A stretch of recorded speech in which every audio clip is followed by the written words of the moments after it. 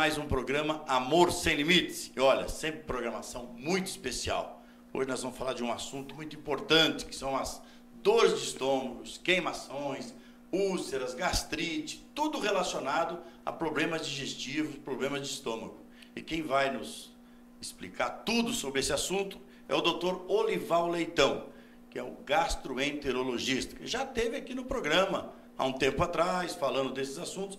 E pela solicitação de vocês, nós estamos trazendo o Dr. Olival de volta para falar sobre gastrite, úlcera, todos os problemas que você possa imaginar. 9192-3023, é só você mandar mensagem. Não adianta ligar, que nesse momento, durante o programa, não dá para atender. Então, manda mensagem, 9192-3023, nós vamos fazendo as perguntas aqui ao Dr. Olival Leitão, que é gastroenterologista. E também ele é professor adjunto da Universidade Federal do Paraná, já está meio se aposentando, já trabalhou muito, mas é um homem que está muito nativa. Eu falei que aposentando lá na universidade, porque no consultório dele está nativa todos os dias. Tudo bem, doutor Olival? Tudo bem. É uma satisfação voltar aqui ao seu programa. Olha, a satisfação é nossa. Estamos à disposição. E eu tinha dito para o senhor já que um dos programas que mais teve repercussão e mais e-mails recebemos e mensagens foi o programa que nós fizemos com o senhor. E ficaram muitas perguntas para serem respondidas, então por isso nós fizemos questão de convidá-lo novamente. E já vamos entrando no assunto. Problemas digestivos, dor de estômago. Qualquer dorzinha pode ser uma úlcera, doutor? Não, nem sempre. A dor pode estar ligada tanto a uma úlcera, como mesmo uma gastrite, como mesmo a chamada dispepsia funcional. Dispepsia funcional. Dispepsia. Seriam alterações que a pessoa tem sintomas de refluxo, dor, estufamento após a alimentação, mas que não tem uma doença orgânica propriamente dita, né? Pode estar ligado muito a fator de estresse, a fator de má tolerância a alguns tipos de alimentos. Mas o senhor falou uma coisa, a pessoa às vezes come alguma coisa e fala assim, eu me sinto inchada, estufada, empachada, tanto dada que a gente nem sabe. Isso é normal ou é que aquele alimento fez mal mesmo? Não, não é normal. Isso é o que se chama assim, do ponto de vista digestivo, uma dispepsia. Certo. Isto é, o aparelho digestivo não está funcionando bem. Quando o aparelho digestivo está funcionando bem, a pessoa está eupéptica, quer dizer, tem uma situação normal e o alimento não pode trazer mal-estar. Né? Certo. Então, o alimento pode traz simplesmente bem-estar. Aí entra aquela história de tomar isso, tomar aquilo, que eu acho que não é nada, é só paliativo mesmo, né, doutor? Exato. O tratamento leigo de um sintoma, um tratamento com a medicação ou tipo bloqueadora da secreção gástrica ou para melhorar o esvaziamento do estômago, pode ser feito quando esse sintoma é um sintoma esporádico e não persistente. Quando esse sintoma passa, vamos supor, uma pessoa que tem uma dispepsia, que tem peso por mais de um mês, ele deve procurar o médico para se submeter aos exames. É muito importante a mensagem que o doutor Olival está dando. Se você está comendo e todos os dias você está se sentindo assim, empachado, estufado, passando mal e tomando lá aqueles antiácido, não faça isso. Procure um gastroenterologista para que ele possa lhe orientar ou fazer os exames, né? Aí entra aquela famosa endoscopia já de cara, não? A primeira atitude do gastroenterologista em relação ao seu paciente é tirar uma boa história clínica. Certo. Nada substitui uma avaliação clínica do paciente, do ponto de vista de seus sintomas orgânicos e do seu estado emocional. Então, esse é fundamental. Os exames, por mais avançada que seja a tecnologia médica hoje, o primeiro passo é estabelecer um diagnóstico presuntivo clínico. Isso é fundamental. Fazer uma boa, o que se chama de anamnese, levantando os sintomas, vendo as condições sociais do paciente, vendo possíveis emagrecimentos e assim por diante, né? Para já nortear o exame complementar, não feito de uma maneira assodada ou de uma maneira sem um critério, né? Tá, e é muito importante o que o doutor Olival está falando, porque qualquer coisinha a gente vai na farmácia. Sim. E aí ou toma um chazinho caseiro, e de repente pode causar outros problemas, né, doutor? Claro. né? Ou mascarar um diagnóstico de uma doença, porque, em realidade, as doenças sérias, como um câncer de estômago ou uma dispepsia, podem ter sintomas relativamente parecidos. Então, é importante uma avaliação e o norteamento do exame complementar, que no caso do estômago é a endoscopia digestiva. Tá. Doutor, tem uma pergunta aqui de telespectador perguntando, com que idade a criança começa a ter problema estomacal? Porque ela tem uma filha de 11 anos e ela diz que a menina é muito nervosa e sente dor de estômago, acha que está com úlcera. Sim, isso é possível. Com 11 anos, doutor? Ah, claro, claro. Meu Deus. Existem úlceras em fase precoce da vida, né? O pediatra vê isso, né? E hoje em dia existe a endoscopia feita em criança. Isso tem a ver com a passagem da pré-púber para a puberdade ou para a maioridade? Não, né? Não tem nada a ver. Não. O nervosismo deve ser coisa comum de escola, sim, claro, de né? Família, de namoro, essas coisas. Exato, né? Porque a mulher nessa idade está entrando na fase da menstruação. Isso também não tem nada a ver. Não há correlação. Não há correlação. Doutor Olival, mais perguntas aqui do telespectador. Estão perguntando para nós se o café, olha aí, o cafezinho brasileiro faz mal ao estômago, doutor Olival? O café, ele é um estimulante da secreção gástrica. Para quem tem certas patologias, o café pode exacerbar um sintoma. Por exemplo, quem tem refluxo gastroesofágico e tem esofagite, o uso do café, estimulando consequentemente a secreção gástrica, faz com que a pessoa possa ter sintomas. Então, nós não recomendamos o uso do café para quem tenha esofagite de refluxo. Ou o chá também não dá problema, doutor? O chá também é estimulante, né? Então, os dois podem ter algum efeito. Mas, logicamente, um paciente estando tomando medicações corretas, até se pode permitir que ele use uma vez ou duas por dia um café, com leite principalmente, né? Café pingado. Tá, doutor Olival, tem mais pergunta aqui. Doutor Olival, é verdade que a endoscopia hoje ela não traz dor nenhuma?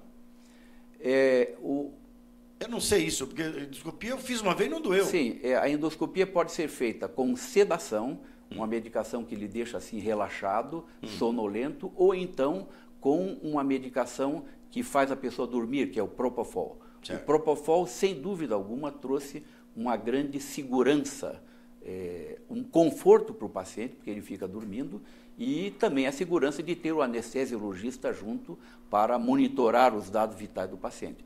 E cada vez mais nós estamos adotando, e mesmo hoje os convênios em geral aceitam a realização da endoscopia, mesmo a endoscopia alta, não falando na colonoscopia, que sempre a gente faz com Propofol, mas a endoscopia alta, em geral, se faz também com Propofol. Tá, mas já pegando a carona na pergunta aqui da Nadir, sobre essa questão da dor, eu perguntaria quanto tempo dura uma endoscopia normal? Uma endoscopia alta, desde o preparo do paciente, a sedação ou o uso do Propofol, até a finalização, com biópsias ou não, ela dura no máximo 15 minutos. 15 minutos? Sim. Então é rapidinho? Sim, é rápido. Pai bola. E é tudo, tipo, vídeo laparoscopia? Como é que é aquele negócio? Não. Você filma lá, né? A gente pode filmar. A gente fotografa toda a sequência, né? E pode se filmar também. Mas a endoscopia, geralmente, o laudo é acompanhado de fotografias de várias partes do esôfago, do estômago, do duodeno, né? E o senhor faz a endoscopia? Sim, sim. Eu posso fazer uma pergunta indiscreta? Claro. Quantos anos de medicina, doutor? No ano passado, nós recebemos do Conselho Regional de Medicina um diploma de mérito de 50 anos de medicina. 50 anos de medicina? Anos. Olha aqui, gente, quem está aqui hoje, ó, doutor Olival Leitão, realmente é um catedrático dessa área aí, e é uma coisa muito importante que eu gostaria de falar ao meu telespectador, que ele faz a medicina por amor, né? E ele tem também um filho que é um grande médico aí também, que cuida da área esportiva, né? Sim. Realmente uma pessoa que já esteve aqui comigo e faz um belo trabalho na medicina esportiva. Mas eu gostaria de continuar com o senhor numa pergunta. Existe mais pessoas do sexo feminino ou masculino que tenha problema estomacal? Eu acho que mais ou menos igual. Não existe uma... E é verdade que o negro não tem problema de estômago, doutor? O negro? A pessoa... O negro, Eu até tenho dificuldade de responder essa pergunta. Porque nunca me surgiu isso, não. Mas eles têm patologia disso. Tem patologia, mas é menos, né? Talvez seja menos. Seja menos. É. Porque a raça negra, ela tem uma prevalência sobre a raça branca em termos de qualidade, não sei se é de força. Mas talvez algumas coisas genéticas, porque o negro, por exemplo, tem mais suscetibilidade de intolerância à lactose, né? Ah, tá. E é uma situação genética, né? O senhor falou em lactose. Hoje, muitas pessoas não podem se alimentar com certos alimentos porque não pode usar glúten, não pode usar isso, não pode usar aquilo. Isso é modismo, doutor, ou existe mesmo? Porque, antigamente não se falava nisso. Não se fala, mas eu acredito que seja mais porque melhorou a sensibilidade diagnóstica, né? Da intolerância à lactose, através dos testes de tolerância à lactose, e também no caso da intolerância ao glúten, que é a chamada doença celíaca, também se tem marcadores sanguíneos que têm sensibilidade boa diagnóstica. Né? E a pessoa passa, depois de diagnosticada com alimentação controlada, passa a viver melhor, né, doutor? Claro, sem dúvida. Mas é muito mais frequente a chamada intolerância à lactose, que é uma situação benigna, né? Comparando-se com a intolerância ao glúten, que é a doença celíaca, que é uma doença séria, que deve ter um controle clínico alimentar longo, né? Mas que está sujeito a certas complicações, né? Tá. Voltando só na questão das úlceras, antigamente muita gente fazia cirurgia de úlcera.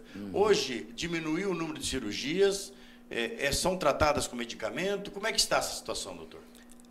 Para te dar uma ideia, eu acho que nos 5 últimos anos da minha prática de consultório, eu me lembro ter mandado, isso por úlcera, certo, um caso para a cirurgia. Um caso? Um caso de uma senhora. Nos últimos 5 anos? Nos últimos 5 anos. Olha que beleza. Era uma úlcera que não cicatrizava, embora as biópsias todas fossem negativas para câncer, nós ficamos ainda com um pouco receio, mandamos e era uma lesão benigna. Mas, fora isso, hoje com os bloqueadores da secreção gástrica, né, os omeprazóis, pantoprazóis, etc., hoje se cura praticamente todas as úlceras. E além do mais, tem o fator do Helicobacter pylori, que vale a pena comentar. Como é que é o negócio? Helicobacter pylori, que é uma bactéria que existe no estômago, que é um fator causador de úlcera e também considerado um fator de carcinogênese do estômago. E como é que descobre se tem essa bactéria? Através da biópsia gástrica. Tá. Então... Existem outros testes de respiratório, mas são pouco usados. Certo. Doutor Olival, Helicobacter pylori, esse é o nome do vírus perigoso para o estômago? É uma bactéria que foi descoberta por pesquisadores australianos, inclusive o Marshall, que foi o principal, foi ganhador do Prêmio Nobel. Mas isso faz tempo, então? Faz. Porque Marshall já não existe mais há tempo, né? Não, esse Marshall que descobriu, ele é vivo ainda. É vivo ainda? Talvez você esteja falando... Coisa de 30 anos atrás. Pouco menos, uns 25, entre 20 e 25 anos por aí. Porque a gente procura sempre estar sabendo quem criou isso, quem criou aquilo. Informações é muito importante. Isso que o senhor está dizendo é muito importante porque, muitas vezes, como é que a pessoa se contamina com essa bactéria, doutor?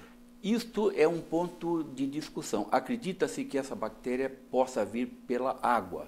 Nunca se conseguiu determinar a presença da bactéria no ambiente externo, em alimentos ou mesmo água, mas mesmo assim, do ponto de vista epidemiológico, países onde tem a água menos tratada têm maior incidência de Helicobacter pylori.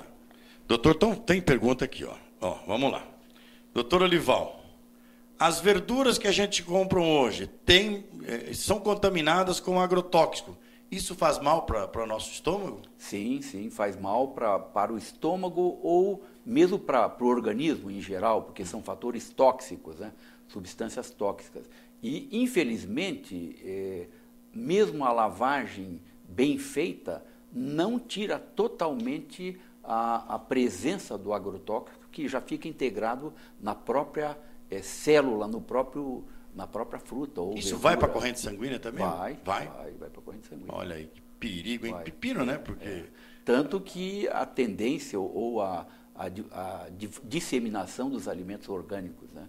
Porque a gente, realmente... olha, comer verdura é bom, mas a verdura está contaminada. Então, sim. Doutor, mais pergunta aqui. Doutor Orival, o cigarro e a bebida pode causar câncer de estômago? Não.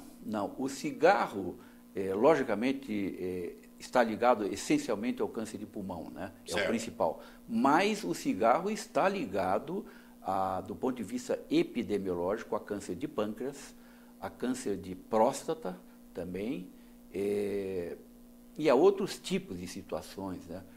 O cigarro realmente, comparado com a bebida alcoólica, o cigarro tem talvez um poder maior de dano ao organismo, né? É um dos maiores males do mundo hoje. Males do mundo, né? Males do mundo. Porque o álcool, logicamente, o álcool tomado em excesso também provoca pancreatites, provoca cirrose hepática, hepatite alcoólica, né? E uma alteração social muito grande do alcoolista. Né? Tá, tem mais uma pergunta aqui, doutor Orival. O senhor poderia falar sobre... Putz, isso aqui não sei se é da sua área, eu acho que é diverticulite? Sim. O senhor pode falar o que é diverticulite? Divertículos do cólon são pequenas bolsas que se formam no intestino grosso e que, geralmente, pessoas acima de 50 anos de idade têm divertículo de cólon. Tem divertículo. Acima de 50 anos? Acima de 50 Quais anos. são os sintomas, doutor? Às vezes a pessoa não tem sintoma nenhum. Quando tem, está relacionado a algumas alterações do hábito intestinal, pessoas que têm obstipação, prisão de ventre, e que têm outros sintomas de complicação, que são sangramentos e pequenas perfurações do divertículo que produzem uma infecção ao redor do cólon, certo. Uma peritonite localizada. Tá, né? Eu perguntaria ao senhor, o senhor falou em o bom funcionamento do aparelho, quantas vezes a pessoa... É normal, quantas vezes normalmente devemos ir ao banheiro para fazer evacuação? Pode haver uma variação, pode ser normal a pessoa evacuar 2 a 3 vezes ao dia, tem gente que tem esse tipo de hábito, desde que as fezes sejam formadas, certo. Não sejam pastosas ou líquidas. Certo. Ou mesmo pessoas que evacuam uma vez cada 2 dias, mas que não sentem sintomas, né? Não sentem sintomas. Desculpa, doutor, a pessoa deve provocar? Não. E tem aquela história, vou comer isso, comer aquilo, toma isso, toma aquilo, que melhora, será? Não, o fundamental para bom funcionamento do intestino é uma alimentação rica em fibras. Certo. Quer dizer, se deve comer muita fibra. Isso, então da verduras, frutas, grãos, fundamental. Segundo lugar, água, também a alimentação tem que ter uma quantidade grande de água para hidratação das fezes. E terceiro lugar, hábito de ir no banheiro. Hábito no banheiro. Claro, a pessoa tem que ter um horário para ir no banheiro, um horário sossegado. Então, o intestino fica condicionado àquele horário a ir no banheiro. Cada vez menos eu receito laxativos, cada vez menos. Eu receito o quê? Fruta, verdura, porque o remédio que nós estamos dando para formar bolo fecal pode ser substituído pela própria Doutor Orival, nós temos pouco tempo, mas essa pergunta eu tenho que fazer porque... Olha, está me perguntando o seguinte aqui. O vereador pergunta ao doutor Orival, por que quando eu viajo, meu intestino prende? O que tem a ver uma coisa com a outra? Aí é o fator psicológico, o fator realmente, sim, tem. Tem pessoas, principalmente as mulheres, elas não vão em qualquer banheiro, então inibem a evacuação. O homem é menos... Então a pergunta tem a ver? Tem a ver, as mulheres têm esse comportamento. Então nós estamos respondendo aqui as perguntas. Eu tenho muitas perguntas aqui, doutor, mas infelizmente estão nos avisando que o nosso tempo esgotou. O senhor vai ter que voltar aqui, viu? Porque ficaram muitas perguntas aí ainda. E se você ainda tiver dúvida, você manda para mim a pergunta. Não vou ter como perguntar a ele, mas a gente vai fazer a pergunta depois no particular para ele. E aí eu respondo para você por e-mail ou pelo teu telefone mesmo, tá? 9192-3023. Eu gostaria muitíssimo de agradecer a sua presença no programa Amor Sem Limites, dizer da nossa satisfação em recebê-lo. Muito obrigado, parabéns pelo seu trabalho. Se o senhor quiser deixar uma mensagem, é o momento. Eu fico muito feliz em comparecer outra vez aqui, esclarecer e colaborar para esclarecer alguma coisa e continuamos as ordens. Olha aí, muitíssimo obrigado. Se alguém tiver alguma pergunta dirigindo a você, pode me referir que eu entro em contato. Tá certo. E nós vamos, então, passar ao senhor depois das perguntas e o senhor, dentro da possibilidade, vai responder. E você que nos dá essa grande audiência, eu quero agradecer o carinho, os telefonemas, os e-mails, as mensagens. Adiciona lá, ó, no Facebook, Vereador Zé Maria. Só você pôr lá. Se tiver lotado o Vereador Zé Maria, vai no Vereador Zé Maria 2, porque eu tenho 2 Facebook, né? Lotou um, a gente vai para o outro. Tá? Fique com Deus e até o próximo programa Amor Sem Limites.